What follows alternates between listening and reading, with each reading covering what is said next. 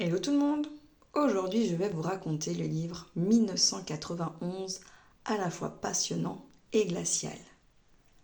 La première enquête de Franck Charcot. En décembre 1991, quand Franck Charcot, tout juste sorti de l'école des inspecteurs, débarque au 36 quai des Orfèvres, il comprend rapidement que ses années d'expérience à s'occuper de la petite délinquance du Nord ne lui serviront à rien. Ici, il a tout juste à réapprendre. Dès son arrivée, on le conduit aux archives où il est chargé de reprendre avec un regard neuf l'affaire des disparus du sud parisien. L'état des lieux est simple. Entre 1986 et 1989, 3 femmes d'une trentaine d'années ont été enlevées dans les parkings de leurs immeubles et retrouvées dans des champs en banlieue, violées et frappées de multiples coups de couteau.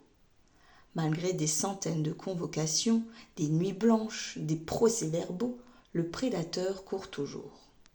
Alors l'enquête continue en arrière-plan.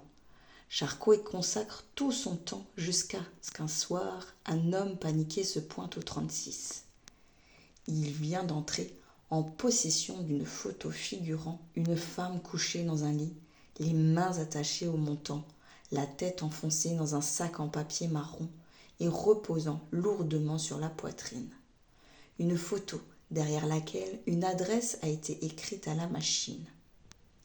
Lorsque le jeune inspecteur décide d'aller effectuer un contrôle d'usage, il tombe sur une scène de crime tout aussi intenable qu'appréhensible. Ce plébiscite est plus que mérité en temps.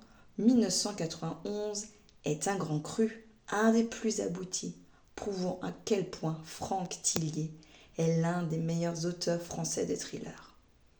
Franck Tillier joue avec le lecteur en tricotant une intrigue haut de gamme emplie de fausses pistes, faux semblants et manipulations.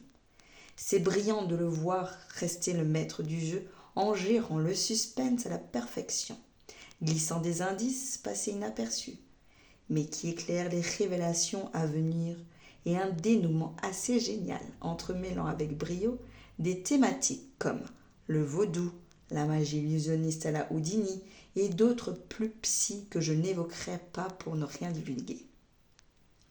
Le tour de force étant sans doute qu'on croit à toutes les propositions de l'auteur, alors que certaines sont à la limite du too much et du crédible, avec un tueur en série, machiavélique, complexe, complètement hors norme, à jouer avec les enquêteurs à la manière d'un Zodiac.